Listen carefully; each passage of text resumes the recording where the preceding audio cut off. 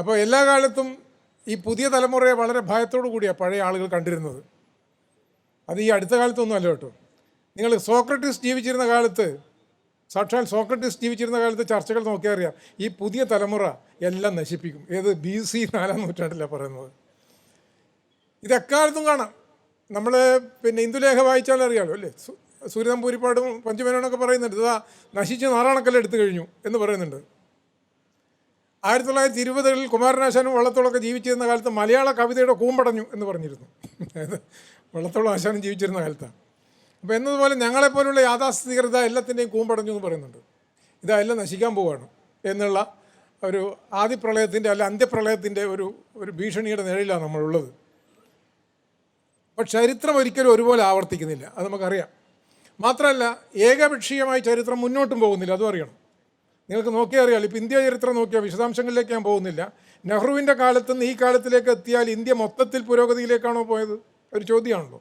അതുകൊണ്ട് കാലം മുന്നോട്ട് പോയി എന്നുള്ളത് കൊണ്ട് രാജ്യമോ സമൂഹമോ ഏകപക്ഷീയമായി മുന്നോട്ട് പോകണമെന്നില്ല. കലണ്ടറിൽ മറിയുന്ന കാലമല്ല പുരോഗതിയുടെ കാലം. അത് ജനകീയ സമരങ്ങളുടെ, ധാർമ്മികതയുടെ, മനുഷ്യബന്ധങ്ങൾ കൊണ്ട് നമ്മൾ ഉണ്ടാക്കിയെടുക്കുന്ന കാലത്തിൻ്റെ ഒരു ബദൽ കാലം. അത് ദേശീയ സ്വാതന്ത്ര്യ സമരകാലത്ത് നമ്മളതാണ് ചെയ്തത്. ബ്രിട്ടീഷുകാർ മറ്റൊരു കാലമുണ്ടാക്കി. ഓത്തരി കുഞ്ഞമ്പു തന്നെയാണ് എഴുതിയത്, വിപ്ലവകാരിയായ. അതായത് ഇനി നൂറ്റാണ്ടുകൾ ഇന്ത്യ ഇനി ഭരിക്കാൻ പോകുന്നത് ഒന്നുകിൽ ബ്രിട്ടീഷ് രാജാവ്, അല്ലെങ്കിൽ ജർമ്മൻ കൈസർ പോലെയുള്ള മറ്റേതെങ്കിലും യൂറോപ്യൻ രാജാവ്. അല്ലാതെ ഇനി എത്ര നൂറ്റാണ്ടുകൾ കഴിഞ്ഞാലും ഇന്ത്യയിലൊരു രാജാവ് ഇന്ത്യ ഭരിക്കില്ല എന്നാണ്. അപ്പോൾ എന്തൊക്കെയാണ് അതിൽ കാണുന്നത്? ഒന്ന് യൂറോപ്യൻ ഇന്ത്യ ഭരിക്കുകയുള്ളൂ. അതിന് ആര് ഭരിച്ചാലും അത് രാജഭരണമായിരിക്കും എന്നാണ് പറഞ്ഞത്. ഇതായിരുന്നു ലോകക്രമം. ലോകം അങ്ങോട്ടാണ് പോയിക്കൊണ്ടിരിക്കുന്നത്. അന്ന് 1890-കളിൽ ജനകീയ സമരത്തിൻ്റെ ഭാഗമായിട്ട് 50 കൊല്ലം കൊണ്ട് നമ്മളത് പൂട്ടിക്കെട്ടി ഇന്ത്യക്ക് സ്വാതന്ത്ര്യം നേടിത്തന്നു അല്ലേ. അത് കാലമുണ്ടാക്കിയതല്ല, അത് ഇടപെടലുണ്ടാക്കിയതാണ്. അതും വന്നത് 1885 ഇന്ത്യൻ നാഷണൽ കോൺഗ്രസ് തോൽക്കാനുണ്ടാക്കിയ പ്രസ്ഥാനമാണ്. ഇതേപോലെ ഞാൻ പറഞ്ഞത്, അതുകൊണ്ട് ഇറങ്ങിപ്പുറപ്പെട്ട ആളുകളാണ് രാഷ്ട്രങ്ങൾ ഉണ്ടാക്കുന്നത്, വീട്ടിലിരുന്ന ആളുകളല്ല. ബ്രിട്ടീഷ് സമരകാലത്ത് അതിന് ഒറ്റിക്കൊടുത്ത ആളുകൾ ആരാന്ന് നമുക്ക് അറിയില്ല ഇപ്പോൾ അല്ലേ. പക്ഷേ സമരത്തിൽ പങ്കെടുത്ത ആളുകൾ നമുക്കറിയാം. ക്ഷേത്രപ്രവേശന സമരത്തിന് വേണ്ടി വൈക്കം സത്യാഗ്രഹത്തിൽ തെരുവിൽ നടക്കാൻ വേണ്ടിയുള്ള സമരം നടക്കുന്ന കാലത്തൊക്കെ അതിനെ എതിരെ പറഞ്ഞ ആളുകൾ വലിയ തറവാടികളുണ്ട്. അവരാരും പറയില്ല ഞങ്ങളുടെ തറവാട്ടുകാരാണ് അത് തടഞ്ഞതെന്ന് അല്ലേ. ശ്രദ്ധിച്ചാൽ അറിയാം. കാരണം നന്നായി അവരായിരുന്നു തറവാടികൾ. ഒരൊറ്റ തറവാടി പറയില്ല അവർ തലയിൽ മുണ്ടിട്ടാണ് നടക്കുന്നത് ഇല്ലേ. അയ്യങ്കാളിയെ തല്ലിയ ആളുകളുടെ തറവാട് ഏതാണെന്ന് അന്വേഷിച്ചാൽ ഇവിടെയൊക്കെ കിട്ടും ചിലപ്പോൾ അല്ലേ. വലിയ തറവാടികളാണ്. കൊല്ലം തിരുവിതാംകൂർ ഭാഗത്തെ പ്രധാനികളായ തറവാടികളാണ്. ഒറ്റൊരാളും പറയില്ല എൻ്റെ അമ്മാവനാണ്, വലിയമ്മാവനാണ് അയ്യങ്കാളിയെ തല്ലിയെന്ന് പറയില്ല. പക്ഷേ അയ്യങ്കാളിയുടെ സമരത്തിൻ്റെ കൂടെ എൻ്റെ അമ്മാവനുണ്ടായിരുന്നു പറയാൻ ആളുണ്ട്. അതുകൊണ്ട് പ്രതിരോധ സമരങ്ങളുടെ ചരിത്രം അതിൽ നിന്ന് മാറിയുന്ന ആളുകളുടെയോ അതിനെ ഒറ്റുകൊടുത്ത ആളുകളുടെ ചരിത്രത്തിൽ നിന്ന് അന്തർധാനം ചെയ്യപ്പെടുന്നു നമുക്കറിയാം. അവർ ജീവിച്ചിരുന്ന കാലത്ത് അറിയപ്പെടണമെന്നുമില്ല. അയ്യങ്കാളിയുടെ പേര് 1940-കളിൽ എഴുതപ്പെട്ട കേരള ചരിത്രത്തിൽ പോലും ഇല്ലയെന്ന് അറിയണം. ചെറിയ കാര്യമൊന്നുമല്ല അത്. സരസ്വതി അമ്മ നമ്മുടെ സാഹിത്യ ചരിത്രത്തിലേ ഉണ്ടായിരുന്നില്ല, ഇപ്പോഴാണ് തിരിച്ചു വന്നത്. അപ്പോൾ അതുകൊണ്ട് എത്രയധികം നമ്മൾ ചർച്ച ചെയ്യപ്പെടുന്നു എന്നുള്ളതല്ല പ്രധാനം. അപ്പോൾ വീണ്ടും നമുക്ക് ജെൻസെറ്റിലേക്ക് പോവാം. ജെൻസെറ്റ് എന്നാണ് പറയേണ്ടത്. എനിക്ക് അറിഞ്ഞൂടെ. ഈ ഉത്തരാധുനിക നസീർ അവിടെ ഇരിക്കുന്നുണ്ട്. അവളാണ് ഏറ്റവും പുതിയ ജെൻസെറ്റിൻ്റെ അടുത്താണ്. അപ്പോൾ ഒരു കാര്യം നമ്മൾ നോക്കൂ. ഇതിനു മുമ്പ് തന്നെ, അതായത് സോഷ്യലിസ്റ്റ് ജനാധിപത്യ വിപ്ലവങ്ങളാണ് അല്ലേ, ദേശീയ സമരം കഴിഞ്ഞതിന് ശേഷം, കോളനിവൽക്കരണത്തിൽ നിന്നുള്ള സമരങ്ങൾക്ക് ശേഷം പിന്നീട് നടന്ന കർഷക സമരങ്ങൾ, സോഷ്യലിസ്റ്റ് സമരങ്ങളൊക്കെ ലോകത്തിൽ മുഴുവൻ നടന്നത്. പാലസ്തീൻ വിമോചന മുന്നണി ഒരു സോഷ്യലിസ്റ്റ് സംഘടനയായിരുന്നു, ഒരു മതേതര സംഘടനയായിരുന്നു, മറന്നുപോകരുത്. PLO, യാസർ അറാഫത്ത്, ഇന്നിപ്പോൾ ആരുടെ കയ്യിലാണെന്ന് ഇപ്പം പറയുന്നില്ല. അപ്പോൾ എല്ലാ പ്രതിരോധ പ്രസ്ഥാനങ്ങളും മനുഷ്യ സമൂഹം, മതമോ ജാതിയോ വ്യത്യാസമില്ലാതെ ഒരു പൊതുസമൂഹത്തെ സ്വപ്നം കണ്ടത്. ആ സമൂഹ സമരങ്ങളൊക്കെ തന്നെ 80-കൾ 90-കളുടെ മറച്ചിലിൽ ദുർബലപ്പെട്ടു. പിന്നീട് വസന്ത വിപ്ലവം നമ്മൾ കണ്ടു, മുല്ലപ്പൂ വിപ്ലവം അല്ലേ. അമേരിക്കയിൽ വാൾ സ്ട്രീറ്റ് സമരങ്ങൾ കണ്ടു.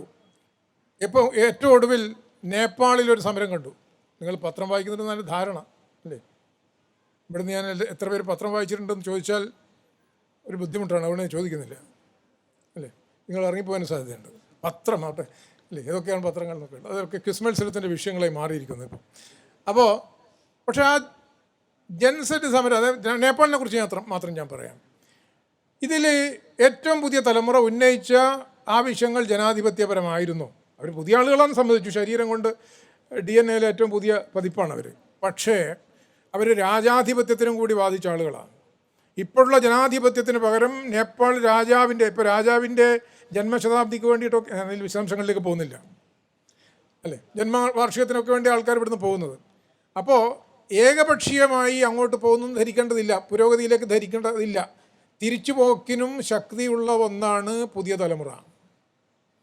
മുല്ലപ്പൂ വിപ്ലവം ഒരു സമത്വത്തിൻ്റെയും മാനവികതയുടെയും വിപ്ലവമായിരുന്നെങ്കിൽ അതിനുശേഷം വന്ന ആ രാജ്യങ്ങളിലൊക്കെ അരങ്ങേറിയതും അധികാരം പിടിച്ചെടുത്തതും മറ്റു പലരുമാണ്. അഫ്ഗാൻ വരെ നമുക്കറിയാം. ഞാനിപ്പോൾ അതിലേക്കും പോകുന്നില്ല. അപ്പോൾ ലോകം നേരിട്ട് ഇന്ത്യയുടെ കാര്യം പറയേണ്ട ആവശ്യമില്ലല്ലേ, ബീഹാർ തെരഞ്ഞെടുപ്പ് കഴിഞ്ഞാണ്. ഞാൻ അതിലേക്കൊന്നും പോകേണ്ട വിഷയമേ അല്ല അത്, അതിൻ്റെ സന്ദർഭമല്ല അത്. ഞാൻ പറയുന്നത് ഏറ്റവും പുതിയ ആളുകളാണ് എന്നുള്ളത് കൊണ്ട് ഏറ്റവും ശരിയായിരിക്കണമെന്നില്ല. ഏറ്റവും പുതിയ ആളുകളാണ് എന്നുള്ളത് കൊണ്ട് തെറ്റായിരിക്കണമെന്നുമില്ല. പിന്നെ എന്താണ് പ്രധാനം? അവർക്ക് ലഭിക്കുന്ന പാഠങ്ങൾ എന്താണെന്നുള്ള പ്രധാനം, അവർക്ക് ലഭിക്കുന്ന അനുഭവങ്ങൾ എന്താണെന്നുള്ള പ്രധാനം, അവർക്ക് ലഭിക്കുന്ന ഇൻഫർമേഷൻ എന്താണെന്നുള്ള പ്രധാനം. ഇപ്പോൾ AI ലോകത്താണ് അല്ലേ, ഇതൊക്കെ എനിക്കറിയാത്തതും നിങ്ങൾക്കറിയുന്നതായിട്ടുള്ള കാര്യങ്ങളാണ് ഈ AI എന്നൊക്കെ പറഞ്ഞാൽ. ഇപ്പോൾ നിങ്ങളൊക്കെ തന്നെ, എനിക്ക് തോന്നുന്നത് നിങ്ങളുടെ അധ്യാപകർ അസൈൻമെൻറ്റ് നടന്നാൽ പിറ്റേന്ന് വളരെ പെട്ടെന്ന് തന്നെ പിറ്റേന്നൊക്കെ എഴുതി കൊടുക്കുന്നുണ്ടെന്ന് എൻ്റെ ഒരു ധാരണ ശരിയാണെങ്കിൽ. ഞാനും നസീറൊക്കെ ഒന്നിച്ച് പഠിപ്പിച്ചതാണ്. അപ്പോൾ ഒരു അസൈൻമെൻറ്റൊക്കെ കിട്ടാൻ മാസങ്ങളൊക്കെ എടുക്കും. ഇന്നിപ്പോൾ അതിൻ്റെ ആവശ്യമില്ല, പിറ്റേന്ന് തന്നെ അസൈൻമെൻറ്റുമായിട്ട് കുട്ടികൾ വരുന്നുണ്ട് അല്ലേ. അതിൻ്റെ രഹസ്യം എന്താണ്? രഹസ്യമാർക്കറിയാവൂ എന്ന് ആശാൻ പറഞ്ഞ പോലെ.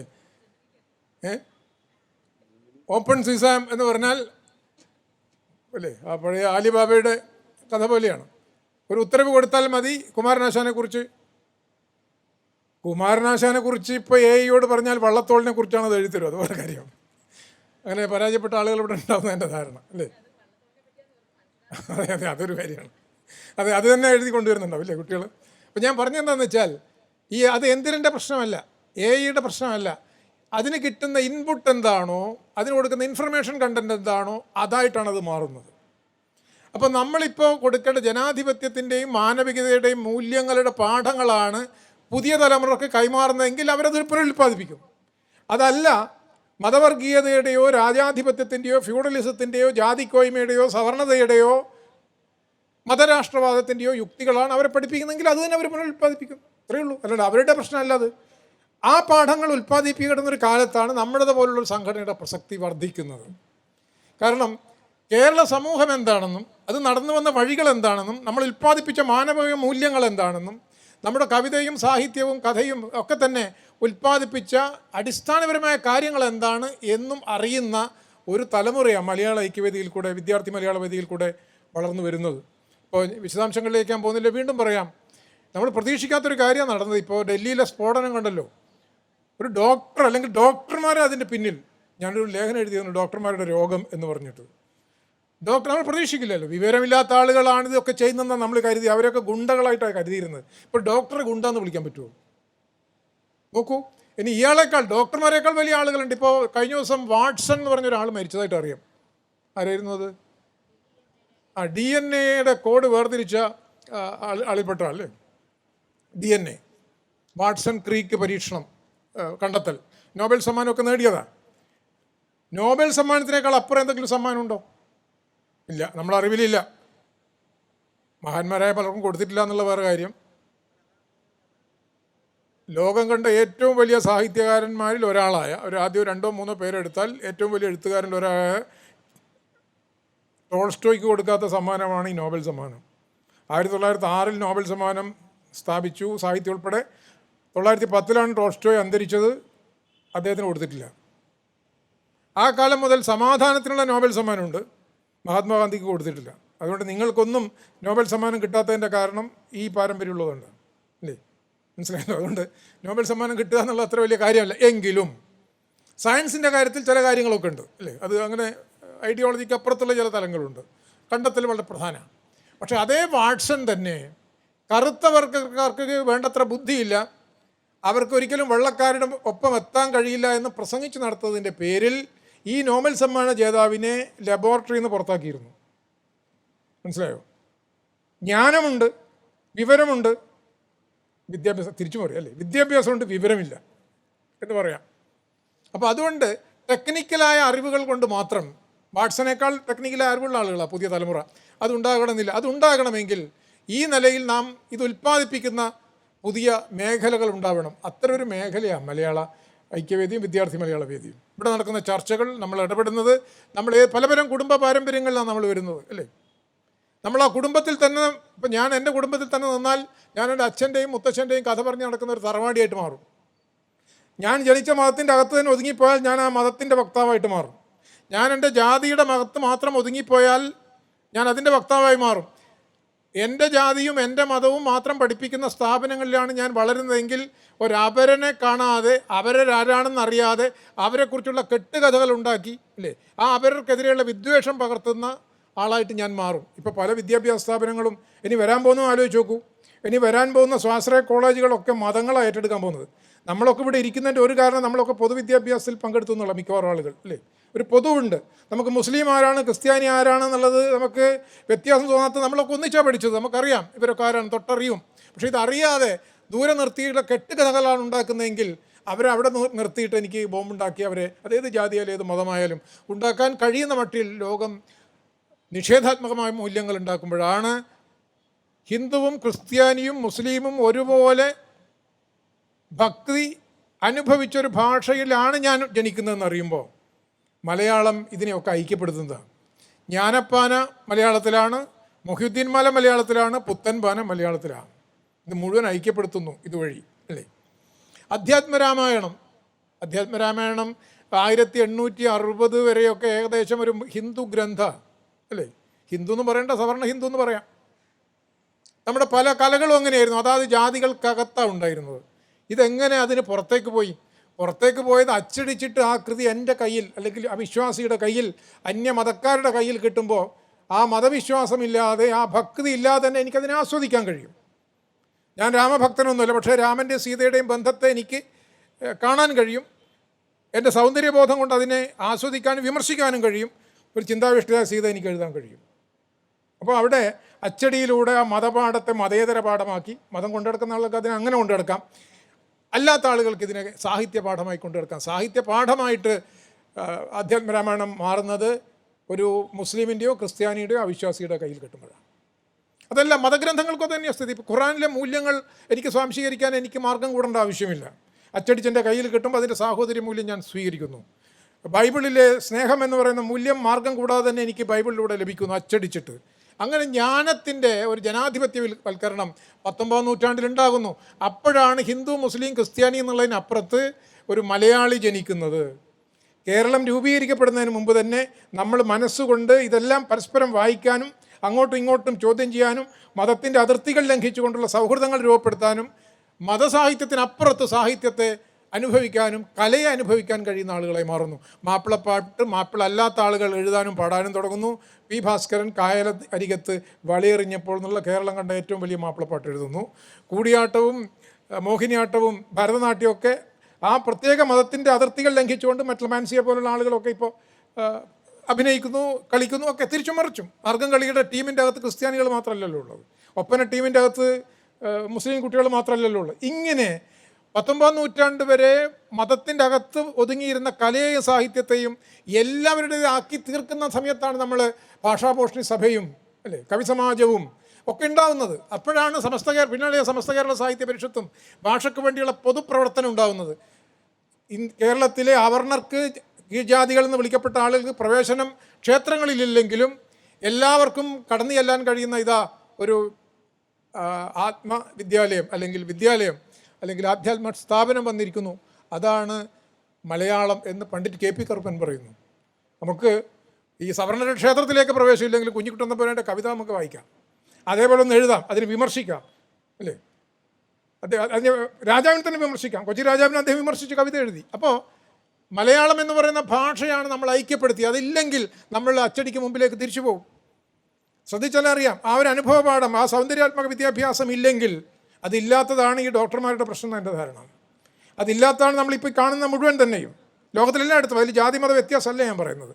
അപ്പോൾ അതുകൊണ്ട് ഒരു മതേതര കേരളത്തെ സൃഷ്ടിക്കണമെങ്കിൽ ഈ ഒരു ഐക്യം അനിവാര്യമാണ്.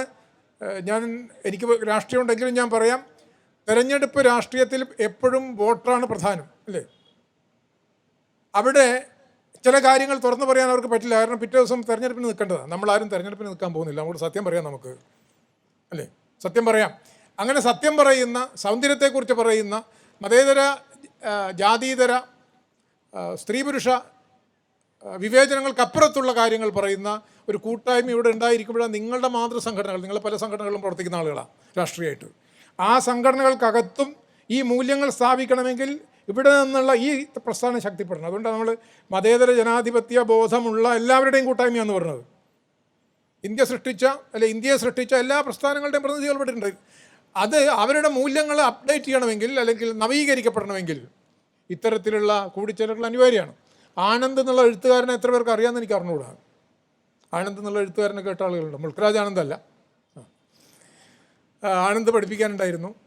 തമാശയൊക്കെ പറയല്ലേ. ആനന്ദ് പഠിപ്പിക്കാനുണ്ടായിരുന്നു. പഠിപ്പിക്കേണ്ടത് മരുഭൂമികൾ ഉണ്ടാവുന്നതും ഗോവർദ്ധൻ്റെ യാത്രകളൊക്കെയാണ്. കുട്ടികൾ അത് വായിച്ചാൽ, ഗോവർദ്ധൻ്റെ യാത്രകൾ 3 പേജ് വായിച്ചാൽ ഉറക്ക ഗുളിക ആവശ്യമില്ല ഏകദേശം, അല്ലേ? അങ്ങനെയാണ് ആനന്ദിൻ്റെ. അപ്പോൾ ഞാൻ ക്ലാസ്സിൽ ഇത് എടുക്കാൻ നോക്കുമ്പോൾ രക്ഷയില്ല, കുട്ടികളെ കൊണ്ട് വായിപ്പിക്കാനേ പറ്റുന്നില്ല. അപ്പോൾ ഞാൻ പറഞ്ഞു, ഇത് അശ്ലീലത്തിൻ്റെ പേരിൽ നിരോധിക്കപ്പെട്ട പുസ്തകമാണെന്ന് പറഞ്ഞു. ധൈര്യപൂർവ്വം അങ്ങ് പറഞ്ഞു. കാരണം പറയുന്ന ആനന്ദ് കേൾക്കില്ല, അദ്ദേഹം ഡൽഹിയിലായിരിക്കുന്നത്. അപ്പോൾ എല്ലാവരും ലൈബ്രറിയിൽ പോയി തപ്പി. 2 ദിവസം കഴിഞ്ഞ് ഒരുത്തന്നെ വിളിച്ചു, അല്ല മാഷെ ഒന്നും കാണുന്നില്ലല്ലോ എന്ന് പറഞ്ഞു. ഞാൻ പറഞ്ഞു മുഴുവൻ വായിക്കണമെന്ന് പറഞ്ഞു. കാര്യം മനസ്സിലായോ? അപ്പോൾ ഞാനത് പറയാൻ കാരണം ആനന്ദ് പറഞ്ഞൊരു വാക്യമാണ്, പുതുക്കപ്പെടാത്ത ദൈവങ്ങൾ പിശാചുക്കളായി മാറും. ആനന്ദിൻ്റെ വാക്യം, ഗംഭീരമായ വാക്യം അത്. നമ്മുടെ മതം ഒരു കാലത്ത് വിമോചന പ്രസ്ഥാനമായിരുന്നു, സംശയമൊന്നുമില്ല. ഇന്നും അതിൻ്റെ അകത്ത് മൂല്യങ്ങൾ, പക്ഷേ അത് കാലാനുസൃതമായി പുതുക്കപ്പെട്ടില്ലെങ്കിൽ അത് പിശാചായി മാറും. രാഷ്ട്രീയ പ്രസ്ഥാനങ്ങൾ കാലാനുസൃതമായി പുതുക്കപ്പെട്ടിട്ടില്ലെങ്കിൽ അതും പിശാചായി മാറും. മലയാള ഐക്യവേദിയും കാലാനുസൃതമായി പുതുക്കപ്പെട്ടിട്ടില്ലെങ്കിൽ അതും പിശാചായി മാറും. വിദ്യാർത്ഥി മലയാള വേദിയും കാലാനുസൃതമായി പുതുക്കപ്പെട്ടിട്ടില്ലെങ്കിൽ പിശാചുക്കളായി മാറും. ഈ ഇരിക്കുന്ന ആളുകൾ പിശാചുക്കളും പിശാചിനികളുമായിട്ടും മാറും. അതിനുവേണ്ടിയാണ് ഒരു നയരേഖ ഉണ്ടാക്കിയത്. നിരന്തരം പുതുക്കാൻ, നിരന്തരം വിമർശിക്കാൻ, നിരന്തരം അതിനെ നവീകരിക്കാൻ, അതൊരിടത്തും നിൽക്കാതെ സഞ്ചരിക്കാൻ. അപ്പോഴും മാത്രമേ ദൈവങ്ങൾ പുതുക്കപ്പെടുന്നു. നാടോടികളുടെ ദൈവങ്ങൾ നിരന്തരം പുതുക്കപ്പെടുന്ന ദൈവങ്ങളാണ്. ഒരു സ്ഥലം സ്ഥാപിച്ചു കഴിഞ്ഞാൽ തെയ്യത്തിൻ്റെ ഗുണത, തെയ്യത്തിന് തലേ ദിവസം കൈക്കോട്ട് പണിക്കാരനായാണ് പിറ്റേ ദിവസം തെയ്യാവുന്നത്, അല്ലേ? അയാൾ അടുത്ത ദിവസം കൈക്കോട്ട് പണിക്ക് തന്നെ പോകും. അതുകൊണ്ടാണ് പറശ്ശിനിക്കടവ് മുത്തപ്പൻ്റെ മുമ്പിൽ ഹിന്ദു മുസ്ലിം ക്രിസ്ത്യാനി വ്യത്യാസമൊന്നുമില്ല. അത് അങ്ങനെ പോകുന്നൊരു ദൈവമാണ്. പക്ഷേ ഒരു കുടിവെച്ചു പൗരികൾ കെട്ടുപോയതെന്ന് കുമാരനാശാൻ പറഞ്ഞു. ഒരു കെട്ടിടമുണ്ടായി കഴിഞ്ഞാൽ അഹിന്ദുക്കൾ പ്രവേശനമില്ല എന്നുള്ള ബോർഡ് വരും. ഇത് ഒരു വയലിലാണ് തെയ്യം ഉണ്ടാക്കുന്നതിൽ നിങ്ങൾ എവിടെയാണ് ബോർഡ് വെക്കുക? ബോർഡ് എടുത്ത് അടുത്ത ദിവസം പറിച്ചെറിയും. അപ്പോൾ ആ ചലനാത്മകതയാണ്, ആ നിരന്തരം പുതുക്കപ്പെടുന്ന പ്രക്രിയയാണ് പ്രസ്ഥാനം എന്ന് പറയുന്നത്. സംഘടനയും പ്രസ്ഥാനവും തമ്മിൽ ചെറിയ വ്യത്യാസമുണ്ട്. ഇന്ത്യൻ ദേശീയ പ്രസ്ഥാനം ഒരു പ്രസ്ഥാനമായിരുന്നു, നിരന്തരം പുതുക്കപ്പെട്ടത്. ഗാന്ധിയുടെ കയ്യിൽ കിട്ടിയപ്പോൾ മറ്റൊന്നായി മാറിയത്, അല്ലേ? നമുക്കറിയാം. മഹാത്മാഗാന്ധിയുടെ കയ്യിൽ കിട്ടിയപ്പോൾ അത് മറ്റൊന്നായി മാറി. മൗലാന അബ്ദുൽ കലാം ആസാദ് ആയിരുന്നു അവസാനത്തെ 6 കൊല്ലം ഇന്ത്യൻ നാഷണൽ കോൺഗ്രസിൻ്റെ പ്രസിഡന്റ്. ദേശീയ സമരത്തിൻ്റെ കാലത്ത്, സ്വാതന്ത്ര്യ സമരത്തിൻ്റെ അവസാനത്തെ വർഷങ്ങളിൽ നിരന്തരം പുതുക്കപ്പെടുകയാണ്. അപ്പോൾ ആ പുതുക്കപ്പെടുന്ന പ്രക്രിയ എന്ന് പറയുന്നത് ആണ് ഒന്നിനെ നവീകരിക്കുന്നത്. മതവും സയൻസും തമ്മിലുള്ള വ്യത്യാസം എന്താ? മതത്തെ വിമർശിച്ചാൽ വികാരം പുറപ്പെടും, സയൻസിനെ വിമർശിച്ചാൽ നോബൽ സമ്മാനം കിട്ടും. ഇതാ വ്യത്യാസം, അല്ലേ? ഇതാ വ്യത്യാസം. അപ്പോൾ ആ നിരന്തരം പുതുക്കപ്പെടുക എന്നുള്ളതാണ് ശാസ്ത്രത്തിൻ്റെ വഴി. ആ ശാസ്ത്രത്തിൻ്റെ മറ്റ് സൈദ്ധാന്തിക വശങ്ങളിലേക്ക് ഞാൻ കടക്കുന്നില്ല. അതുകൊണ്ട് നിരന്തരം നവീകരിക്കപ്പെടുക. ആ നവീകരണം എന്ന് പറയുന്നത് പഠിക്കലാണ്. ആ പ്രക്രിയക്കകത്തുകൂടെ നയരേഖയല്ല പുതുക്കപ്പെടുന്നത്, ഞാനാ പുതുക്കപ്പെടുന്നത്. അതാണ് പ്രധാനം.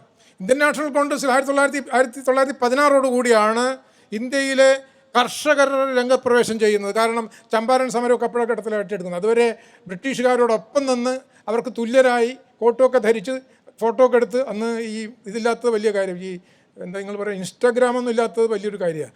അല്ലെങ്കിൽ അന്ന് ഇൻസ്റ്റാഗ്രാം കൊണ്ട് നിറയായിരുന്നു, കാരണം വെള്ളക്കാരൊക്കെ അതിൻ്റെ അതിരിക്കുന്നത്. പക്ഷേ 1916 കൂടി ആ ഇൻസ്റ്റാഗ്രാം അവസാനിച്ചു. കാരണം മഴിന വേഷധാരികളായ കർഷകർ, അവരോടൊപ്പം ആരെങ്കിലും ഇൻസ്റ്റ എടുക്കുമോ? വിശ്വപൗരൻ്റെ കൂടെയല്ലേ നിങ്ങൾക്ക് ഇൻസ്റ്റ എടുക്കാൻ താല്പര്യം, അല്ലേ? വിശ്വപൗരൻ ഇപ്പോൾ എവിടെയാണ് നിൽക്കുന്നത് എനിക്ക് അറിഞ്ഞൂടാ, എന്നതിലേക്ക് പോകുന്നില്ല.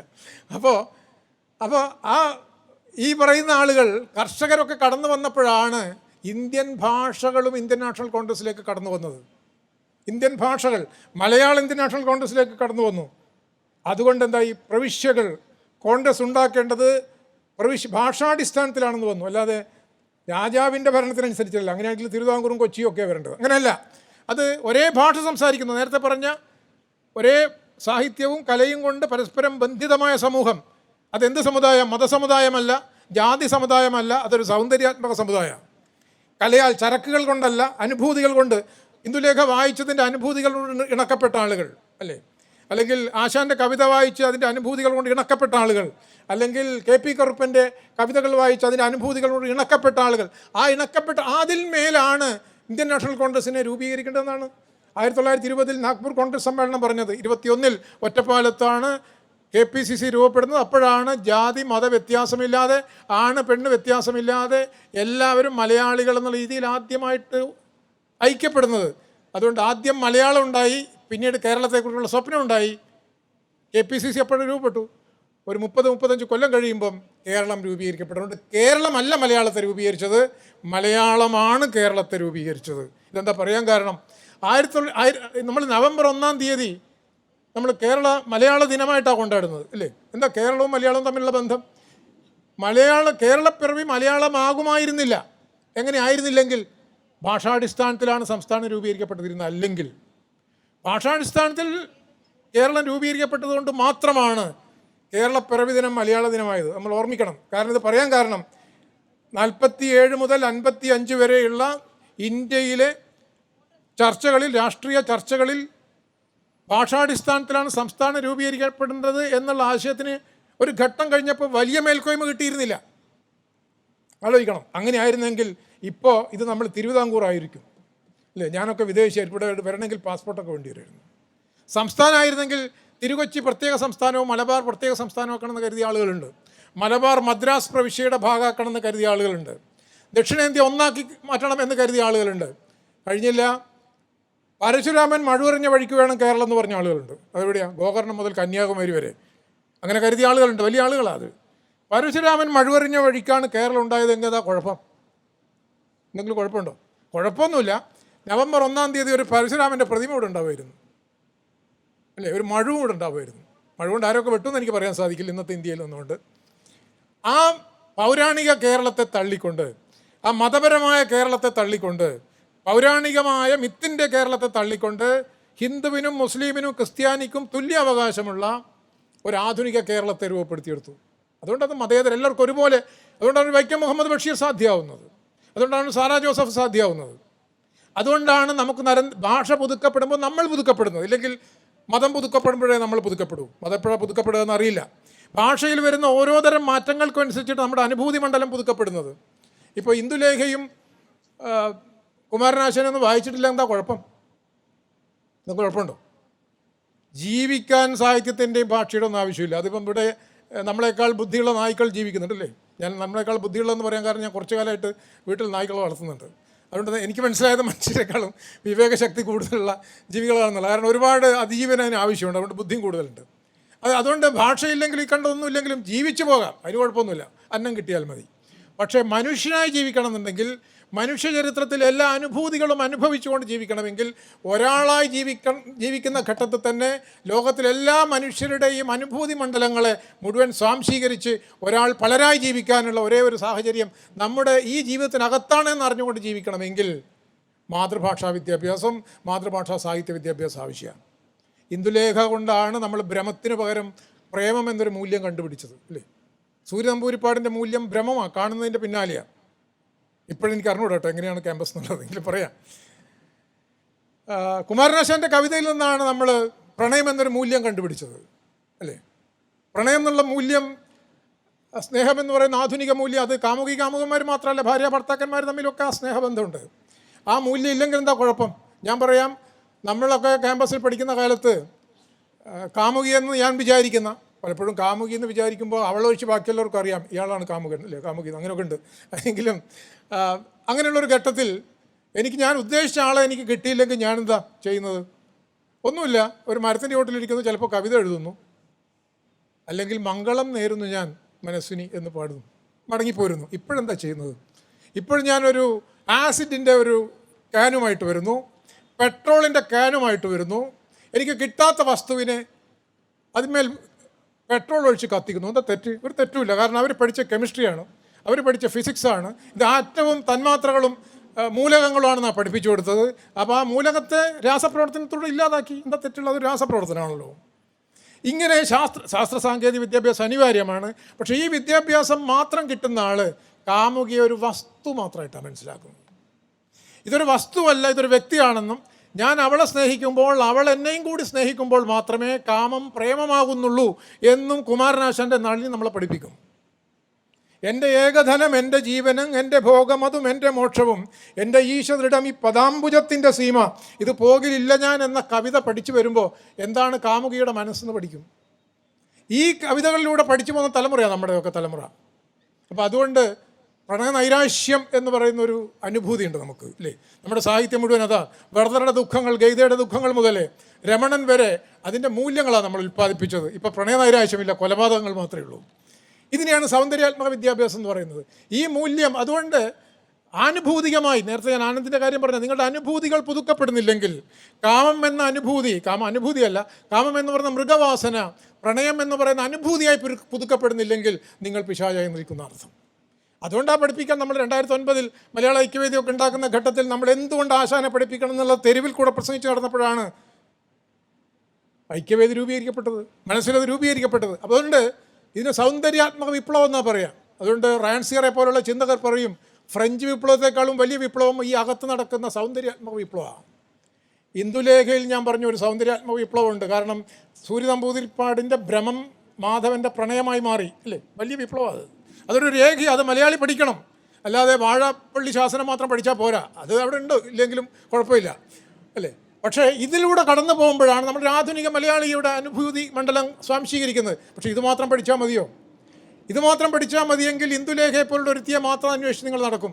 കസബ് എവിടെ അവസാനിക്കുന്നു, ശരീരം എവിടെ ആരംഭിക്കുന്നു എന്ന് മാത്രം മനസ്സിലാക്കാൻ കഴിയുന്ന മട്ടിലുള്ള ഒരു തരം സൗന്ദര്യബോധമാണത്, അല്ലേ? വെണ്മയുടെ സൗന്ദര്യം അത്, അല്ലെങ്കിൽ കസവിൻ്റെ സൗന്ദര്യം, സ്വർണ്ണ നിറത്തിൻ്റെ സൗന്ദര്യം, സ്വർണ്ണപ്പാളിയുടെയും കൂടെ സൗന്ദര്യമാണ്. വിശദാംശങ്ങളിലേക്ക് പോകുന്നില്ല. അപ്പോൾ പക്ഷേ അതും കഴിഞ്ഞ് അടുത്ത ഘട്ടത്തിലേക്ക് എത്തുമ്പോൾ ഈ സൗന്ദര്യബോധം തകഴിയുടെ കയ്യിലെത്തുമ്പോൾ അദ്ദേഹം ഒരു അട്ടിമറി കൂടെ നടത്തുകയാണ്. എന്താ അട്ടിമറി? ചിരുതക്ക് അല്ലെങ്കിൽ കോരന് ചിരുതയോട് പ്രണയം തോന്നുന്നത് അവളുടെ ഈ സ്വർണ്ണ നിറം കണ്ടിട്ടല്ല, വാലിയിൽ അവളുടെ അധ്വാനം കണ്ടിട്ടാണ്. അധ്വാനം അവളിലുണ്ടാക്കിയ കറുപ്പ് നിറം കണ്ടിട്ടാണ്. സൗന്ദര്യവും അധ്വാനവും തമ്മിൽ ഐക്യപ്പെട്ടു. അദ്ദേഹം സൗന്ദര്യാത്മക വിപ്ലവത്തെ അടുത്ത ഘട്ടത്തിലേക്ക് പ്രവേശിപ്പിച്ചു. അധ്വാനിക്കുന്നതിനെ അടുക്കളയിൽ ഒന്നിച്ചിരുന്ന് കരി പുരണ്ടാലും പ്രണയത്തിന് നഷ്ടമില്ല എന്ന് വരുന്നു, അല്ലേ? മറ്റതങ്ങനെയല്ല. മറ്റാ സ്വർണ്ണ നിറം പോകുമെന്നുള്ള പേടിയാണ് ഇന്ദുലേഖക്കും മാധവനും. ഇതല്ല, ഇത് അധ്വാനിക്കുന്നത് വഴി. അപ്പോൾ ആ പരിണാമം ആന്തരികമായി നടന്നുകൊണ്ടേയിരിക്കണം. ഈ ആന്തരിക പരിണാമങ്ങൾ നടക്കുന്നതിനെയാണ് നമ്മൾ കലയും സാഹിത്യവും എന്ന് വിളിക്കുന്നത്. അതുകൊണ്ട് നിങ്ങളുടെ കയ്യിൽ ഏറ്റവും പുതിയ മോഡൽ മൊബൈൽ ഫോൺ ഉണ്ടോ എന്നുള്ളതല്ല, നിങ്ങളുടെ കയ്യിൽ ഏറ്റവും പുതിയ മോഡൽ സൗന്ദര്യമൂല്യമുണ്ടോ, അത് നിങ്ങൾ സ്വാംശീകരിച്ചിട്ടുണ്ടോ, നിങ്ങളുടെ വീട്ടിൽ അത്തരത്തിലുള്ള കൃതികളുണ്ടോ, ആ കലയുടെ വീഡിയോകളാണോ നിങ്ങളുടെ ഫോണിലൂടെ സഞ്ചരിക്കുന്നതെന്നൊക്കെയാണ് ചോദ്യം. ആന്തരികമായി നിങ്ങൾ 2025 ജെൻസെറ്റ് ആണോ എന്നുള്ള ചോദ്യം, അല്ലാണ്ട് ശരീരം കൊണ്ട് നിങ്ങൾ 2000-ന് ശേഷം ജനിച്ചതാണോ എന്നുള്ളതല്ല. അപ്പോൾ ഈ വിദ്യാഭ്യാസം, നേരത്തെ ഞാൻ പറഞ്ഞ ഈ വിദ്യാഭ്യാസം, കേവല ശരീരത്തിനപ്പുറത്തുള്ള ഈ വിദ്യാഭ്യാസം സൃഷ്ടിക്കണമെങ്കിൽ സൗന്ദര്യാനുഭൂതികളെ, ജാതി മതേതരമായ മൂല്യങ്ങൾക്കപ്പുറത്ത് കേരളത്തെ ഉണ്ടാക്കി ഈ മൂല്യങ്ങളെ പ്രക്ഷേപണം ചെയ്യാനൊരു കൂട്ടായ്മ ആവശ്യമാണ്. ആ കൂട്ടായ്മയാണ് മലയാള ഐക്യവേദി. അതിൻ്റെ ഏറ്റവും പുതിയ പതിപ്പാണ് വിദ്യാർത്ഥി മലയാളവേദി. വിദ്യാർത്ഥി മലയാളവേദി നമ്മളെ പഠിപ്പിക്കുന്നു. ഞങ്ങളൊക്കെ പഠിപ്പിച്ച് വിട്ട കുട്ടികൾ ഇപ്പോൾ നമ്മളെ പഠിപ്പിക്കുന്നു. കാരണം അവരാണ് ഏറ്റവും പുതിയ മൂല്യങ്ങൾ. ഞങ്ങൾക്ക് പറയേണ്ട കാര്യങ്ങൾ ഞങ്ങളും പറയുന്നു. ഇങ്ങനെ തലമുറകൾ തമ്മിൽ അങ്ങോട്ടും ഇങ്ങോട്ടുള്ള നൈരന്തര്യത്തിലൂടെയാണ് ചരിത്രം മുന്നോട്ട് പോകുന്നത്, അനുഭൂതി മുന്നോട്ട് പോകുന്നത്. അതുകൊണ്ട് ഞാൻ പറയാ, മലയാള ഐക്യവേദിയിൽ അണിചേരാത്ത വിദ്യാർത്ഥികൾക്ക് നഷ്ടപ്പെടുന്നത് വലിയൊരു സ്വർഗരാജ്യമാണ്. കാരണം ഇത്തരത്തിൽ അനുഭൂതിയുടെ ലോകമാണ് നഷ്ടപ്പെടുന്നത്. അവർക്ക് അവരുടേതായ ജാതിയുടെയും മതത്തിൻ്റെയും ഒക്കെ അതിർത്തികൾക്കകത്ത്, അല്ലെങ്കിൽ തിരുവിതാംകൂറിൻ്റെയോ കൊച്ചിയുടെയോ മലബാറിൻ്റെ അതിർത്തികൾക്കകത്താണ് ഇപ്പോഴും അവർ ജീവിക്കുന്നത്. ഇതിനപ്പുറത്ത് അതുകൊണ്ട് കേരളം നിർമ്മിക്കപ്പെടുന്നൊരു പ്രക്രിയ, കേരളം 56-ൽ ഉണ്ടായൊരു പ്രക്രിയ അല്ല. നമ്മൾ പറയുമല്ലോ, ഇന്ത്യയിലെ ഭരണഘടനയെക്കുറിച്ച് പറയുമല്ലോ, നമ്മൾ we the people of India, നമ്മൾ ഉണ്ടാക്കി എന്നല്ല പറഞ്ഞത്, നമ്മളിതാ ചമക്കാൻ പോകുന്നു, ഉണ്ടാക്കാൻ പോകുന്നു. എങ്ങനെ ഉണ്ടാക്കാൻ പോകുന്നത്? ഭരണഘടനയിലെ ആ ആർട്ടിക്കിൾസ് കൊണ്ടാണോ? അതിൻ്റെ അടിസ്ഥാനത്തിൽ ഉണ്ടാക്കുന്ന നിയമങ്ങൾ കൊണ്ട് മാത്രമാണോ? അല്ല. അത് അടിപ്പടമായി നിർത്തിക്കൊണ്ട് അതിന് പറ്റിയ മട്ടിലുള്ളൊരു സാമൂഹ്യ മണ്ഡലത്തെ സൃഷ്ടിച്ചുകൊണ്ടാണ്, അതിന് പറ്റിയ ഒരു സമുദായത്തെ സൃഷ്ടിച്ചുകൊണ്ടാണ്. ആ സമുദായ നിർമ്മിതി ഇന്ത്യയെ സംബന്ധിച്ചിടത്തോളം ഭാഷാപരമായൊരു സമുദായ നിർമ്മിതിയാണ്. അതെല്ലാം ചേരുന്നതാണ് ഈ മഹത്തായ ഇന്ത്യ, അതെല്ലാം ചേരുന്നതാണ് ഈ വലിയ ലോകം എന്ന് പറയുന്നത്. ഇപ്പോൾ നമ്മൾ ഇന്ത്യക്കാർ എല്ലാവർക്കും പുറത്തേക്ക് പോകാനാണ് താല്പര്യം, അല്ലേ? ഇൻ്റർനാഷണൽ സ്കൂളിലാണ് നിങ്ങളെല്ലാം പഠിച്ചത് എന്നാണ് ഞാൻ വിചാരിക്കുന്നത്. അല്ല, തമാശക്ക് പറയാം. എൻ്റെ മക്കൾ 2 പേരും പഠിച്ച ഇൻ്റർനാഷണൽ സ്കൂളാണ്. അതിൻ്റെ പേര് ഞാൻ പറയാം, കോട്ടപ്പറമ്പ് മാപ്പിള LP സ്കൂൾ എന്നാണ് അതിൻ്റെ പേര്. മലയാള മാധ്യമ വിദ്യാലയം. എൻ്റെ അടുത്ത വീട്ടിലൊരു മാപ്പിള സ്കൂളത് മലയാളത്തിലാണ് പഠിപ്പിക്കുന്നത്. ഞാൻ ഇൻ്റർനാഷണൽ എന്ന് പറയാൻ കാരണം ആ നാട്ടിലെ എല്ലാ പരൽമീനുകളെയും പരിചയമുള്ള അധ്യാപകരാണ് പഠിപ്പിക്കുന്നത്. അവിടെ ഇരിക്കുന്ന ഓരോ പുല്ലിനെയും പുഴുവിനെയും പരിചയമുള്ള അധ്യാപകരാണ് പഠിപ്പിക്കുന്നത്. അതിനെ സ്നേഹിക്കാൻ അറിയാൻ, പേരിട്ട് വിളിക്കാൻ അറിയാം എൻ്റെ മക്കൾക്ക്. ഇൻ്റർനാഷണൽ സ്കൂളിൽ ഒരാൾക്ക് സ്വന്തം നാട്ടിൽ ഒന്നിൻ്റെയും പേരിട്ട് വിളിക്കാൻ കഴിയില്ല. അവർ പോകുന്ന ഇംഗ്ലണ്ടിൻ്റെയോ അമേരിക്കയുടെയോ പേരിട്ട് വിളിക്കാൻ കഴിയില്ല. അവർ ശൂന്യാകാശ വിദ്യാലയങ്ങളാണ് പറയേണ്ടത്. കാരണം അവിടുത്തെ വിദ്യാലയങ്ങളാണ്, ശരിയാണ്. അതുകൊണ്ടാണ് ഇംഗ്ലണ്ടിൽ വെൽഷ് ഭാഷയിൽ, ഗ്രേറ്റ് ബ്രിട്ടനിൽ വെൽഷ് ഭാഷ, അത് ഗ്രേറ്റ് ബ്രിട്ടനായിരിക്കെ ഇംഗ്ലീഷ് കൊണ്ട് രാജ്യം ഭരിച്ച ലോകം മുഴുവൻ കീഴടക്കിയാണെങ്കിലും അവരവരുടെ മാതൃഭാഷ വിടുന്നില്ല. വെൽഷ് ഭാഷയിൽ അവിടുത്തെ വെയിൽസിലെ വിദ്യാർത്ഥികൾ പഠിക്കുന്നത്. നമ്മളിവിടെ അവർ പഠിക്കാത്ത ഇംഗ്ലീഷിലാണ്, മാധ്യമമാണ് പറയുന്നത്. ഇംഗ്ലീഷ് പഠിക്കണം തീർച്ചയായിട്ടും. അപ്പോൾ അങ്ങനെ അന്തർദേശീയരാകുന്നത്. അതുകൊണ്ട് ആഴത്തിൽ വേരോടുന്ന വൃക്ഷങ്ങൾ മാത്രമേ ആകാശം മുട്ട വളരുകയുള്ളൂ. ഇവിടെ ജീവിക്കുന്ന മനുഷ്യരെ അന്തർദേശീയ മനുഷ്യർ. അപ്പുറത്തിരിക്കുന്ന മധുസൂദനൻ നായർ പാടുന്ന കവിതകളാണ് അന്തർദേശീയ കവിതകൾ. കാരണം ഇവിടെ നിന്ന് ഇംഗ്ലീഷിൽ നിങ്ങളൊരു കവിത രചിച്ചാൽ, ഞാനത് കുറ്റം പറയല്ല, നിങ്ങൾക്ക് ഇംഗ്ലണ്ടിൽ എഴുതിയ ഒരാളുടെ കവിതയോടൊപ്പം എത്താൻ സാധിക്കില്ല. എന്താ കാരണം? അതിൻ്റെ വൈജ്ഞാനികമായ, അതിൻ്റെ അനുഭൂതിപരമായ, അതിൻ്റെ വാക്കുണ്ടാക്കിയെടുത്ത അർത്ഥതലങ്ങൾ എന്താണ് എന്ന്, ഭാവതലങ്ങൾ എന്താണ് എന്ന്, സംസ്കാരതലങ്ങൾ എന്താണെന്ന് നമുക്ക് പരിചയമില്ല. ഇവിടെ ഇരുളിൻ മഹാനിദ്രയിൽ എന്ന് പറയുമ്പോൾ നമുക്ക് നമ്മുടെ അനുഭവം മുഴുവനത്. ഞാൻ പറയുന്ന കാര്യം മനസ്സിലാകുമെന്ന് വിചാരിക്കുന്നു. അതുകൊണ്ട് അന്തർദേശീയരാകുക ഇവിടെ ഇരുന്നോടെ. നിങ്ങൾ നിൽക്കുന്നിടത്ത് നിന്നാണ് നിങ്ങൾ അന്തർദേശീയരാകുന്നത്. അതിൻ്റെ തൻ്റെ ഇടങ്ങൾ സൃഷ്ടിക്കുന്ന ഇടമാണ് വിദ്യാർത്ഥി മലയാള വേദി. അതുകൊണ്ട് ലോകം കീഴടക്കാൻ പോകുന്ന ആളുകൾക്ക് നഷ്ടപ്പെടുന്നത് ലോകമാണ്, അല്ലേ? അവിടെയല്ല ഇവിടെയല്ല, അവിടെ പോകുന്ന ആളുകൾ കറണ്ട് പോയതാണ് ഞാൻ പറഞ്ഞത്. അതുകൊണ്ട് ഈ അന്തർദേശീയത എന്നുള്ളതൊക്കെ നമ്മൾ പുതുക്കിപ്പണിയണം. ഏകമുഖമായ ഒറ്റ ഭാഷയുടെ ഒറ്റ സംസ്കാരത്തിലേക്ക് കൊണ്ടുപോകുന്നതിന് പകരം ഭാഷാപരമായ വൈവിധ്യമുള്ള, ആശയപരമായി വൈവിധ്യമുള്ള, അനുഭൂതിപരമായി വൈവിധ്യമുള്ള ആ വൈവിധ്യങ്ങളുടെ ബഹുസ്വരതയുടെ ഒരു ലോകത്തേക്കാണ് നിങ്ങൾ സൃഷ്ടിക്കുന്നതെങ്കിൽ അത് നമ്മൾ മൈക്കിൻ്റെ പോയി പ്രസംഗിച്ചിട്ട് കാര്യമില്ല. അതൊക്കെ നാം നമ്മുടെ ജീവിതം കൊണ്ട്, കലാപരവും സാഹിത്യവുമായ ജീവിതം കൊണ്ട് ഉണ്ടാക്കിയെടുക്കേണ്ട ഒരു കാര്യമാണ്. അപ്പോൾ ഈ നിലയിൽ ഒന്നുണ്ടാക്കുന്ന ഒരു കൂട്ടായ്മ ഇല്ലേ? നിങ്ങളാരും ക്യാമ്പസിൽ വിദ്യാർത്ഥി മലയാള വേദി എന്ന് തെരഞ്ഞെടുപ്പിന് നിൽക്കുന്നില്ലല്ലോ. അതുകൊണ്ട് നിങ്ങൾക്ക് ഒരു ഒത്തീർപ്പിൻ്റെ ആവശ്യമില്ല. നിങ്ങൾ വ്യത്യസ്ത സംഘടനകളായിരിക്കാം ക്യാമ്പസിലെ. അപ്പോൾ ഞാൻ പറഞ്ഞത് ഈ മൂല്യങ്ങൾ പ്രക്ഷേപിക്കുക. നമ്മുടെ ലൈബ്രറി, വിദ്യാർത്ഥി വേദിക്ക് എന്തൊക്കെ ചെയ്യാൻ കഴിയും, ഞാൻ വിശദാംശങ്ങളിലേക്ക് പോകുന്നില്ല. നമ്മുടെ ലൈബ്രറികളിൽ, നിങ്ങൾ പഠിക്കുന്ന ലൈബ്രറികളിൽ, കലാലയങ്ങളിലെ ലൈബ്രറികളിൽ മലയാളത്തിലെ പുസ്തകങ്ങളുണ്ടോ എന്ന് ചോദിക്കാവുന്നതാണ്, അല്ലേ? ഭക്ഷണനിഷ്ഠയുടെ ഒരുപാട് പുസ്തകങ്ങൾ പ്രസിദ്ധീകരിച്ചിട്ടുണ്ട്. ഇതൊക്കെ മലയാളത്തിൽ കിട്ടുമെന്ന് നോക്കാം നിങ്ങളുടെ ലൈബ്രറിയിൽ. +2 ക്ലാസ്സിലെ പാഠ പുസ്തകങ്ങൾ മലയാളത്തിൽ ലഭ്യമാണോ എന്ന് നോക്കാം. SCERT അടിച്ചു വെച്ചിട്ടുണ്ട്. ബിരുദ ക്ലാസ്സിലെ പരീക്ഷകൾ മലയാളത്തിൽ എഴുതാം. അതിന് പറ്റിയ പുസ്തകങ്ങൾ നിങ്ങളുടെ ലൈബ്രറിയിൽ ഉണ്ടോ എന്ന് നോക്കാം. നിങ്ങളുടെ ചുറ്റുവട്ടത്തുള്ള ചരിത്ര സ്മാരകങ്ങൾ അവ സംരക്ഷിക്കപ്പെടുന്നുണ്ടോ എന്ന് നോക്കാം. ഇതൊക്കെയാണ് ഈ കേരള രൂപീകരണം എന്ന് പറയുന്നത്. അല്ലാതെ ഇവിടെ നിന്ന് സെക്രട്ടേറിയറ്റിൽ നിന്ന് ഭരിക്കൽ മാത്രമല്ല, അത് ആവശ്യമാണ്. പക്ഷേ അതുകൊണ്ട് മാത്രമല്ല, ഈ ഉണ്ടാക്കിയെടുക്കുന്ന സാംസ്കാരികവും സാമൂഹികവും ആനുഭൂതികപരവുമായ ഒന്നിൻ്റെ നിർമ്മിതിയാണ്. അതുകൊണ്ട് കേരളത്തെ നിർമ്മിക്കുന്ന പോരാളികളായിട്ടാണ് ഞാൻ നിങ്ങളെ കാണുന്നത്. ഈ സംഘടന നിങ്ങളെ മാറ്റും, ഈ കൂട്ടായ്മ നിങ്ങളെ മാറ്റും. ഞാൻ ഒറ്റ കാര്യം ഞാൻ ആവർത്തിച്ച് പറയാനുള്ളൊരു കാര്യം പറയാം. എൻ്റെ നാട്ടിൽ ഞാൻ കടത്തനാടുന്ന വരുന്നത്, ഒന്ന് പേടിക്കേണ്ട ആളാണ്, അല്ലേ? വാളും പരിചയമൊക്കെ കയ്യിലുണ്ടോ എന്ന് സംശയിക്കണം. അപ്പോൾ അവിടുത്തെ ഒരു പ്രധാനപ്പെട്ട ഒരു സ്വാതന്ത്ര്യ സമര സേനാനിയുണ്ട്, കൃഷ്ണേട്ടെന്ന് ഞങ്ങൾ വിളിക്കുക. അദ്ദേഹത്തെ വയസ്സായ കാലത്ത്, 80-ആം വയസ്സ് ആയ കാലത്ത് ഞാനും ഭരതനും പോയി ഇൻ്റർവ്യൂ ചെയ്തു.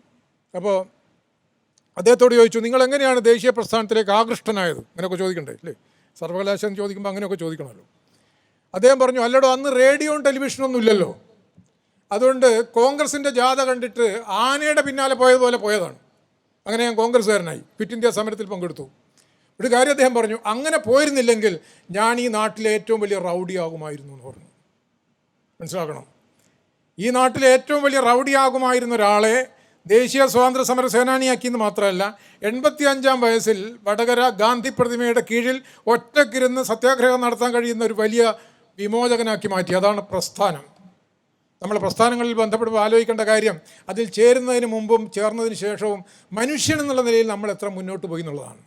എനിക്ക് ഉറപ്പിച്ച് പറയാൻ കഴിയും, മലയാള ഐക്യവേദിയുമായി ബന്ധപ്പെട്ടതുകൊണ്ട് മനുഷ്യൻ എന്നുള്ള നിലയിൽ എനിക്ക് വലിയ വളർച്ചയുണ്ടായിട്ടുള്ളത്. അത് ഒരു മലയാളം പ്രൊഫസർ എന്നുള്ള നിലയ്ക്ക് എനിക്കുണ്ടായ വളർച്ചയേക്കാൾ എത്രയോ കൂടുതലാണ്. എനിക്ക് പരിചയമില്ലാത്ത എത്രയോ ആളുകളായിട്ട് ബന്ധിപ്പിച്ചു അനുഭൂതികമായി. ഭാഷയുടെ വൈവിധ്യങ്ങൾ എനിക്ക് പറഞ്ഞു തന്നു. തെരുവിലിരുന്ന് ഒരു മനുഷ്യനോട് സംസാരിക്കേണ്ടത് എന്താണ് എന്നെ പഠിപ്പിച്ചു. നമ്മുടെ ഭരണഭാഷ എന്താണെന്ന് എന്നെ പഠിപ്പിച്ചു. കോടതി ഭാഷ എന്താണെന്ന് എന്നെ പഠിപ്പിച്ചു. ഞാൻ മലയാളം പഠിക്കുന്നത് ആർക്കു വേണ്ടിയാകണം എന്നെന്നെ പഠിപ്പിച്ചു. ഞാൻ മാത്രമല്ല, എൻ്റെ കൂടെ ഇരിക്കുന്ന വിദ്യാർത്ഥികൾ, ഇവിടെ 4 പേരും 5 പേരും നിരാഹാരം കിടന്നു അല്ലേ, നിങ്ങളിപ്പോൾ വരാതിരിക്കും. അവരുണ്ടാക്കിയ മാറ്റം കേരള PSC പരീക്ഷകൾ ബിരുദതലം വരെ മലയാള മാധ്യമത്തിൽ കൂടി എഴുതാമെന്നുള്ളതാണ്. വരാനിരിക്കുന്ന എത്രയോ തലമുറകളുടെ മുന്നിലുള്ള ഇരുമ്പുമറി അവർ നീക്കിയത്. അറിയപ്പെടാത്ത എത്രയോ ആളുകൾക്ക് വേണ്ടിയാണ് വാതിൽ തുറന്നു കൊടുത്തത്. അതുകൊണ്ട് ഇവിടെ ആദരിക്കപ്പെടുന്ന ആളുകൾ ചരിത്രത്തിൻ്റെ ഇന്ധനങ്ങളാണ്. കാരണം അവരറിയാത്ത എത്രയോ ആളുകളുടെ വേണ്ടിയിട്ടാണ് അവർ സൗഹൃദം ഉണ്ടാക്കിയത്. നമുക്ക് ദേശീയ സ്വാതന്ത്ര്യ സമരത്തിൽ പങ്കെടുത്ത ആളുകളെ നമുക്കറിയില്ല, പക്ഷേ അവരുണ്ടാക്കിയ അവരുടെ രക്തത്തിലാണ് ഈ ശ്വാസം, നമ്മുടെ സ്വാതന്ത്ര്യത്തിൻ്റെ ശ്വാസം നിൽക്കുന്നത് നമുക്കറിയാം. എന്നതുപോലെ നാം ഉണ്ടാക്കിയ ഈ സമരത്തിൻ്റെ മൂല്യങ്ങളിലാണ് നാളെ മലയാളത്തിൽ പരീക്ഷ എഴുതി KS നേടുന്നൊരു കുട്ടിയും നാളെ മലയാളത്തിൽ പരീക്ഷ എഴുതി സെക്രട്ടേറിയറ്റിൽ കയറുന്ന ഏറ്റവും സാധാരണ മനുഷ്യൻ്റെ കുട്ടിയുടെയും സ്വാതന്ത്ര്യം അവൻ്റെ വീട്ടിൽ ശമ്പളമായി, സ്നേഹമായി, സാമൂഹ്യ അംഗീകാരമായി മാറിക്കൊണ്ടിരിക്കുന്നത്, മാറുന്നത് നാം നടത്തിയ സമരങ്ങൾ. ഇതല്ലേ മലയാളം? ഞാനിത് മലയാളം BA മലയാളം MA കുട്ടികൾ മാത്രമല്ല, എല്ലാ വിദ്യാർത്ഥികളും, എല്ലാ വിഷയങ്ങളിൽ പഠിക്കുന്ന വിദ്യാർത്ഥികളും ലോക നിലവാരത്തിലുള്ള ഒറ്റ അധ്യാപകർ കേരളത്തിലേ ഉണ്ടാവുള്ളൂ. കാരണം ഫിസിക്സ് ലോക നിലവാരത്തിൽ മലയാളത്തിൽ പഠിപ്പിക്കുന്ന ഇവിടെയുള്ളൂ. മറ്റത് ഇംഗ്ലീഷിലാണ് പഠിപ്പിക്കുന്നത്. ഇംഗ്ലീഷിൽ ഓക്സ്ഫോർഡിലും കാംബ്രിഡ്ജിലും സ്റ്റാഫോർഡിലും പഠിപ്പിക്കുന്നത് ഇവിടെ ആവർത്തിച്ചാൽ 100ാം ക്ലാസ് ഇംഗ്ലീഷിലാണ് നിങ്ങൾ പഠിപ്പിക്കുന്നത്. കാരണം ഒറിജിനൽ അധ്യാപകർ അവിടെ കിടക്കുക. അതൊക്കെ നിങ്ങൾ യൂട്യൂബിൽ കാണും. അവിടെ 100ാം ക്ലാസ് ഇംഗ്ലീഷിൽ ഫിസിക്സ് വേണ്ട നിങ്ങൾ പറയും. പക്ഷേ 1ാം ക്ലാസ് മലയാളത്തിൽ ഫിസിക്സ് പഠിപ്പിക്കുന്നുണ്ടെങ്കിൽ നിങ്ങൾ അവിടെ കയറിയിരിക്കും അല്ലേ? എന്തുകൊണ്ടാണ് നമ്മുടെ കുട്ടികൾ രാജ്യം വിട്ടു പോകുന്നതെന്ന് ചോദിച്ചാൽ ഒരു കാര്യം ഞാൻ പറയാം, ഒറിജിനൽ ക്ലാസ്സുകൾ അന്വേഷിച്ചിട്ടാണ്. കാരണം നിങ്ങളെന്താ ചെയ്തത്? നിങ്ങൾ ചെയ്തത് കുട്ടികളോട് നിങ്ങളുടെ മാതൃഭാഷ മലയാളമല്ല ഇംഗ്ലീഷാണെന്ന് പഠിപ്പിച്ചു അല്ലേ? അങ്ങനെയാണല്ലോ പഠിപ്പിക്കുന്നത്. ഇംഗ്ലീഷാണെന്ന് പഠിപ്പിച്ചു. ഗാന്ധി പറഞ്ഞത് ഏതൊരു ഭാഷയാണോ ആയമാർ സംസാരിക്കുന്നത് അതാണ് മാതൃഭാഷ. ഇപ്പോൾ അതാ സംഭവിക്കുന്നത്. അച്ഛനമ്മയും പറയുന്നില്ല, വളർത്തുന്ന കുട്ടിയാണ് മാതാവാണ് പറയുന്നത്, അല്ലെങ്കിൽ ആയയാണ് പറയുന്നത്. അങ്ങനെ കുട്ടിയെ പഠിപ്പിച്ചതിന് ശേഷം കുട്ടിയോട് പറയുന്നത് കേരളം നിങ്ങളുടെ സ്ഥലമല്ല, അത് പേരിട്ട് പറയേണ്ടതില്ല, മലയാളം അനുവദിക്കപ്പെട്ടില്ലെങ്കിൽ അതിൻ്റെ അർത്ഥതാണ്. പിന്നെ കുട്ടി എന്താ ചെയ്യുന്നത്? ഈ സ്വദേശം അന്വേഷിച്ച് പോവുക ചെയ്യുന്നത് അല്ലേ? എൻ സ്വദേശം കൺമതിനായി ഞാൻ തനിയെ പോകുന്നു, ബാങ്കിൽ നിന്ന് ലോണും എടുത്തിട്ട്. സാധാരണ കർഷകർക്കും തൊഴിലാളികൾക്കും ഗുണകരമാകേണ്ട ലോണും കൊണ്ടാണ് പോകുന്നത്. കുഴപ്പമൊന്നുമില്ല, അയാൾ തിരിച്ചു വരുമായിരുന്നെങ്കിൽ, അയാളുടെ പണം തിരിച്ചു വരുമായിരുന്നെങ്കിൽ. പിന്നീട് നെടുനെട്ടോട്ടാ, പോയാൽ തിരിച്ചു വരില്ല. മനസ്സിലായല്ലോ? അപ്പോൾ ആ നിലയിലുള്ള ഒന്നിനെ രൂപീകരിക്കുന്നത് നമ്മുടെ മനസ്സിൻ്റെ പ്രാഥമിക രൂപീകരണം. ഇത് നിങ്ങളുടെ ഇടമല്ല എന്ന് പറയുമ്പം ഹോം ഫീൽ ചെയ്ത് നിങ്ങളുടെ വീടാണെന്ന് തോന്നണമെങ്കിൽ അവിടെ പോകണം എന്ന് വരുന്നു. അതുകൊണ്ട് മാതൃഭാഷാ വിദ്യാഭ്യാസം, മാതൃഭാഷാ മാധ്യമം, മാതൃഭാഷയുടെ അന്തരീക്ഷമാണ് ഒരു കുട്ടിയുടെ ആന്തരിക ലോകത്തെ കേരളവുമായി ഇണക്കി ചേർക്കുന്നത്. നമ്മുടെ വിഭവങ്ങളുടെ മേലുള്ള സാംസ്കാരികമായ ബന്ധം ഒരു കുട്ടിക്കുണ്ടാവുന്നത് അവരുടെ ഭാഷയിലൂടെയാണ്. ആദിവാസിയുടെ ഭാഷയിലൂടെയാണ് കാട്ടിലെ വിഭവങ്ങളുമായിട്ടുള്ള ബന്ധം സ്ഥാപിക്കപ്പെടുന്നത്. അതുകൊണ്ട് അത് നഷ്ടപ്പെട്ടാൽ ആ വിഭവാധികാരമാണ് നഷ്ടപ്പെടുന്നത്, വിഭവങ്ങളുടെ അഭിമാനമാണ് നഷ്ടപ്പെടുന്നത്, ആ വിഭവങ്ങളോടൊപ്പം ജീവിക്കാനുള്ള അനുഭൂതികളാണ് നഷ്ടപ്പെടുന്നത്. അതുകൊണ്ട് ഭാഷ നഷ്ടപ്പെടുമ്പോൾ അതൊരു സാംസ്കാരിക നഷ്ടം മാത്രമല്ല, അതൊരു സാമ്പത്തിക നഷ്ടവും സാംസ്കാരിക നഷ്ടവും അതോടൊപ്പം തന്നെ ആത്മനഷ്ടവും കൂടിയാണ്. മറ്റെല്ലാം നേടിയിട്ടും ആത്മാവ് നഷ്ടപ്പെട്ടിട്ട് എന്ത് പ്രയോജനം എന്ന് പറഞ്ഞല്ലോ അല്ലേ? വള്ളത്തോൾ കവിത പറയാം, എപ്പോൾ വരേക്കുമില്ലേവർ തൻ ഭാഷയ്ക്ക് കെൽപ്പും പരപ്പും നടപ്പുമൊന്നും അപ്പോൾ വരേക്കവരാവതില്ലാത്തവർ അപ്രഭുല്ലാശയർ അപ്രശസ്തർ എന്നാണ്. നിങ്ങൾ ഏത് ഭാഷ പഠിച്ചാലും എപ്പോൾ വരേക്കുമില്ലേവർ തൻ ഭാഷയ്ക്ക് കെൽപ്പും പരപ്പും നടപ്പുമെന്നും, ഏത് ഘട്ടം വരെയാണോ ഒരു ജനതയുടെ ഭാഷയ്ക്ക് കെൽപ്പും പരപ്പും നടപ്പുമില്ലെങ്കിൽ, എന്ന് വെച്ചാൽ മലയാളത്തിന് ഈ ആന്തരിക ശക്തി ഇല്ലെങ്കിൽ, അപ്പോൾ വരേക്ക് അതുണ്ടാകുന്നത് വരെ അപ്പോൾ വരേക്ക് അവരാവതില്ലാത്തവർ, അവർ ദുർബലരായിത്തീരും. അപ്പോൾ വരേക്ക് അവരാവതില്ലാത്തവർ അപ്രഭുല്ലാശയർ, മനസ്സ് വികസിക്കാത്തവർ അപ്രശസ്തർ, അവർ അറിയപ്പെടുകയും ചെയ്യുകയില്ല. നിങ്ങളുടെ ഭാഷ, നമ്മുടെ ഭാഷ കിട്ടുന്ന അംഗീകാരമാണ് നമ്മുടെ അംഗീകാരം. ഭാഷ തന്നെയാണ് ആത്മാവ് എന്ന് പറയുന്ന അർത്ഥത്തിൽ, വിശാലാർത്ഥത്തിൽ എല്ലാ ഭാഷകളെയും. അതുകൊണ്ട് നമ്മളതിനെ ആന്തരികമായി നമ്മൾ സ്വാംശീകരിക്കേണ്ടതുണ്ട്. അത് നമ്മുടെ ഭാഷയ്ക്ക് വേണ്ടിയാണ്. മാതാവിനായി സമർപ്പിക്കായിൽ മാഴ്പെട്ട് അതിൽ നിന്നും ആർജിച്ച രത്നങ്ങൾ മാതാവിൻ, അതായത് നാം ഉണ്ടാക്കിയെടുക്കുന്ന മറ്റു ഭാഷകളുടെ വിജ്ഞാനങ്ങൾ മാതാവിനായി സമർപ്പിക്കുന്നില്ലെങ്കിൽ നിങ്ങളുടെ വേല പാഴിൽ എന്ന് വള്ളത്തോള പറഞ്ഞത്. അതുകൊണ്ട് എത്രയും ഭാഷകൾ പഠിക്കുക, ആ ഭാഷകളുടെ വിജ്ഞാനം മുഴുവൻ മലയാളിയെ ആധുനികീകരിക്കാൻ ഉപയോഗിക്കുക. ഒരു പാവങ്ങളെന്ന് പറയുന്ന നോവൽ വിവർത്തനം ചെയ്യപ്പെടുന്നത് വഴി ഫ്രഞ്ച് സാഹിത്യമല്ല വികസിച്ചത്, മലയാള സാഹിത്യമാണ് വികസിച്ചത് എന്നതുപോലെ. അതുകൊണ്ട് അന്യഭാഷാ ബന്ധം ഒരു സൗഹൃദ ബന്ധമാണ്. വെല്ലസ്ലി ആയിട്ട് വന്നാൽ പഴശ്ശിയായിട്ട് നമ്മൾ നേരിടും, അല്ലേ? കീറ്റ്സായിട്ട് വന്നാൽ ചങ്ങമ്പുഴയെ കൊണ്ട് നമ്മൾ സ്വീകരിക്കും. ഇതാ വ്യത്യാസം. അതുകൊണ്ട് എല്ലാ ഭാഷകളുമായി സൗഹാർദ്ദ ബന്ധം സ്ഥാപിക്കുന്ന മട്ടിൽ ഭാഷാ അധിനിവേശത്തെ ചെറുക്കുകയും ഭാഷാ സമ്പർക്കത്തെ പ്രോത്സാഹിപ്പിക്കുകയും ചെയ്യുന്ന ഒരു അന്തർദേശീയ ലോകത്തെ സൃഷ്ടിക്കാനുള്ള ഉത്തരവാദിത്വം കൂടിയാണ് വിദ്യാർത്ഥി മലയാള വേദിക്കുള്ളത് എന്ന് പറഞ്ഞുകൊണ്ട് ഞാൻ നിർത്തുന്നു. നന്ദി.